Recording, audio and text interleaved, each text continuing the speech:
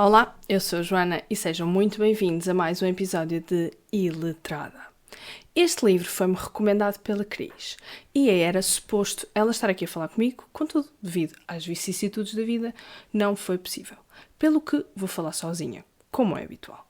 Sobre o livro A Dor que Fica, o nome da escritora não sei e também não é importante, porque este episódio, atenção, alerta, spoiler, é uma desrecomendação. O meu interesse por ler Dark Romance surgiu após um story meu que foi muito polémico. Recebi várias mensagens desagradáveis no Insta, bem como alguns bloqueios. Visto só ter lido este livro do género Dark Romance, tudo o que eu disser neste episódio é apenas referente a este livro, porque eu estudei filosofia e sei que é uma falácia extrapolar conclusões da parte para o todo. Adiei ler este livro durante algum tempo, porque tenho os meus preconceitos sobre o género, sendo que este livro apenas validou esses mesmos preconceitos. Mas confesso que foi uma leitura que apreciei. Como assim, Joana? Como é que tu apreciaste ler um livro destes? Calma, eu já digo e vão perceber. Antes disso, minha querida mãe, eu amo-te, agradeço o teu esforço por seres ouvinte mais assídua deste podcast, mas este episódio, por favor, não o ouças. Há certas coisas sobre mim que não quero que saibas e nessas coisas está incluído o conteúdo deste livro que eu li, ok? Obrigada, mãe. Confesso que, ao começar a ler o livro, os trigger warnings assustaram-me bastante.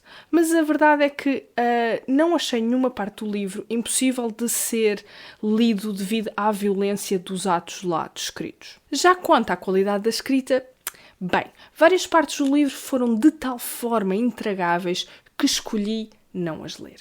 Mas como este livro é tão bom como qualquer telenovela com produção nacional, perdi-me mais nas partes que li do que nas que não li, na medida em que perdi tempo de vida. Tal como acreditava, este livro é apenas porno e não há como o possam negar ou refutar. A cada 2-3 páginas temos um pénis grande e cheio de veias e isto é uma citação a entrar para uma cona apertadinha que também é citação. A primeira cena de sexo surge na página 48 e está tão mal escrita que é ali com uma mão sobre a testa, na posição que define como cringe. As frases clichê sucedem-se, sem dar tagras como o meu sexo, menina, o seu sexo é feminino, masculino ou não binário. A palavra que queres usar nesse contexto é vulva, não sexo. Depois temos o típico Deus grego. E sendo autora americana, sugeri que fizesse uma visita aos museus da Europa com estátuas da antiguidade clássica para perceber que os deuses são tipicamente representados com pénises pequeninos, o que não se enquadra na descrição que a senhora está a tentar transmitir ao leitor.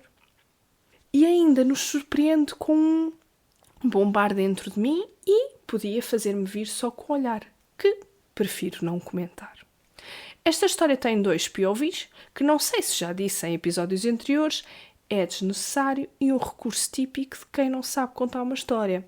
Algo que facilmente percebemos pela falta de lógica que o livro tem e pela escrita confusa que, rapidamente, se deixa de perceber de quem está a falar nas descrições ou a que personagem pertence um dado diálogo, que a autora corrige logo a seguir ao enfiar-nos uma cena de sexo pela goela abaixo. Nos momentos mais inusitados e com um mínimo de nexo em 2 personagens que deveriam ser adultos, digamos, funcionais, tendo em conta que não são portadores de deficiência. O conteúdo deste livro, excluindo as cenas de sexo, é pouco credível.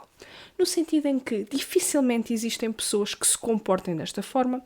Se existirem e se for apenas desinformação ou desconhecimento da minha parte, então os sanatórios devem ser reabertos para internar este tipo de pessoas. Porque não me parece que tenham condições de viverem em sociedade. Incluindo as partes de sexo do livro, ele acaba por ser a confirmação de todos os meus preconceitos sobre o género de dark romance, que não passa de uma romantização da violência e do domínio numa relação entre duas pessoas, em que uma delas é extremamente vulnerável, quer a nível socioeconómico ou mesmo físico. E ainda assim, acabei por gostar da experiência de ler este livro. Não pela história inexistente, não pelas cenas sexuais mal escritas, não pela qualidade duvidosa da escrita, mas porque podia usar as falas e as descrições do livro no meu dia-a-dia e rir-me com isso. Quantas vezes não respondi a qualquer pergunta do meu marido com um grande grosso e cheio de veias, ou quantas vezes ele olhou para mim de forma sensual e eu fingi um orgasmo, para, tal como a personagem deste livro, vir-me só com o olhar. Foi uma semana em que ri muito, às custas de A Dor que Fica.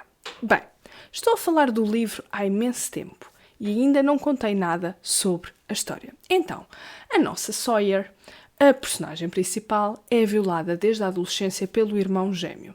E logo aqui encontro incongruências, mas não as vou trazer porque há outras mais gritantes.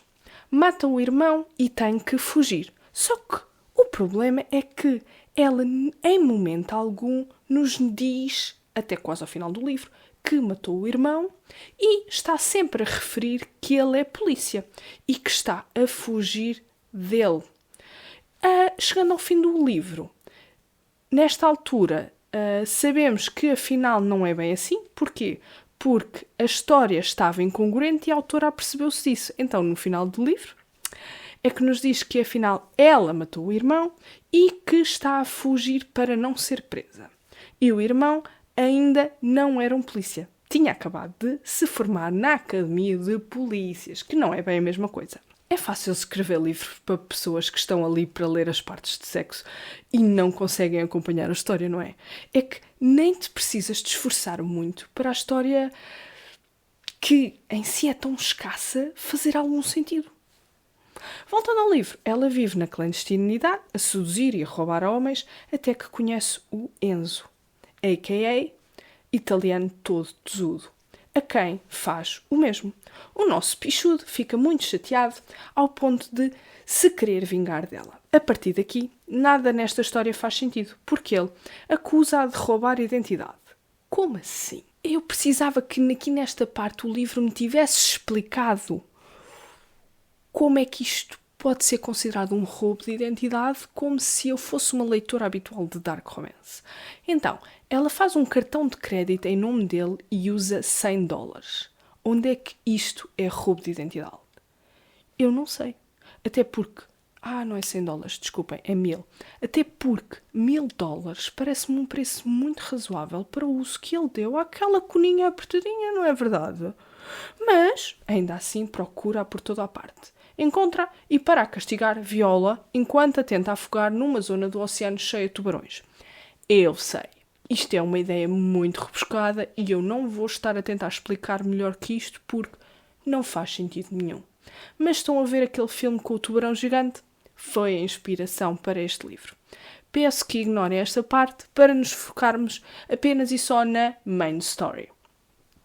Porque o que interessa aqui é que ela foi violada pelo irmão e tem trauma com isso, tanto que o matou. Mas se for violada enquanto lhe chamam porca putana, nem conta bem como violação, sabem? Porque desta agressão ela gosta, talvez porque o pénis dele é grande, grosso e cheio de veias, ou talvez o irmão não fosse assim tão vergalhaço. Falando da lógica psicológica por trás desta personagem, tendo ela trauma de agressões anteriores, como é que uma violação não lhe despertou qualquer trigger? Para mim, seria impossível não reviver os seus traumas ao ser agredido de novo, e muito menos gostar, e desta minha observação excluo os casos em que se finge que uma relação sexual é uma agressão, porque, nestes casos, as pessoas envolvidas sabem que têm o controle da situação e podem parar quando quiserem. Outra completamente diferente é a de estar à mercê de alguém descontrolado, que a mantém com a cabeça dentro d'água, onde estão tubarões, e tira proveito do seu corpo. Não quero entrar em mais pormenores em relação à história, mas ele é extremamente agressivo com ela. Sempre com a desculpa do roubo de identidade. E, ainda assim, ela está sempre a desejar ser penetrada por ele. o que para mim é um sentimento que não consigo compreender que alguém possa nutrir por alguém que é seu agressor. Mas, mais à frente na história, ela tem um acidente. Sim, porque eles vão parar a uma ilha isolada, onde têm que partilhar uma cama, mais uma cena que não faz sentido e na qual eu não quero entrar em detalhe. Neste acidente, ela bate com a cabeça, desmaia e fica ferida. É ele que a encontra e a socorre, vão para o farol onde são obrigados a viver durante aquele tempo, e depois de todo aquele evento que a deixa fisicamente muito debilitada, o que é que eles decidem fazer? Fodem. E não sei se vocês sabem, mas o pénis dele, caso ainda não tenham percebido, é longo e grosso, com veias a percorrer a carne endurecida. Porque, caso ainda não tenham percebido, ele tem um caralhão mesmo bonito. Uma verdadeira ferramenta de mestre italiano. Só relembrar, ela ainda tem uma ferida na cabeça a escorrer sangue enquanto isto acontece, mas o importante é focar no mastro. E cuidados médicos, perguntam.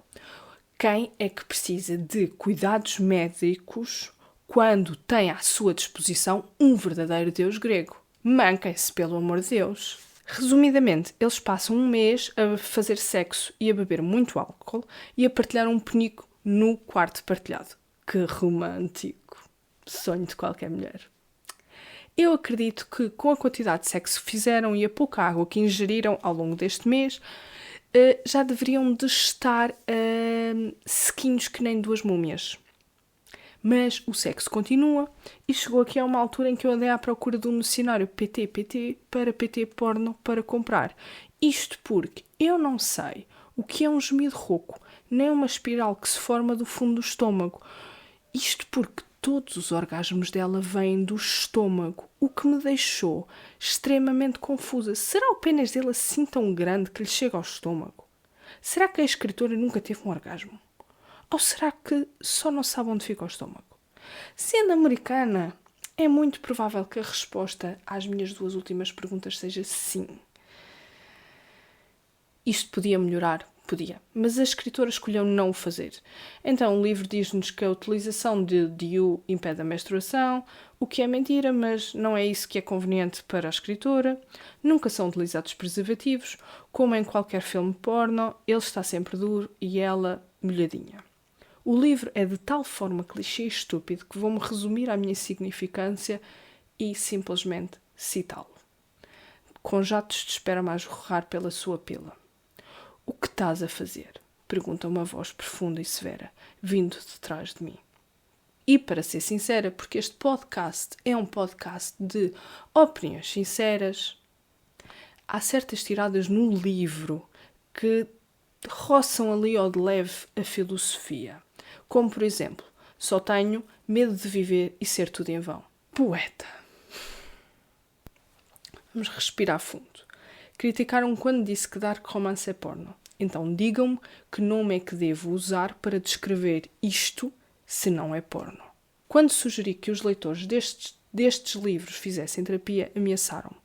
Não o disse para vosso mal. Este tipo de livro é escrito para pessoas com capacidades mentais fracas, que não veem as incongruências na história, e quem apenas lê este tipo de livro tem que ter algum trauma para resolver. Não pode ser normal gostarem de violência só porque ele é rico e a vai bancar. Sendo que, neste livro, nem percebo como é que ele é rico, porque é investigador e órfão, ou seja, não herdou nenhuma fortuna, nem tem um trabalho bem remunerado.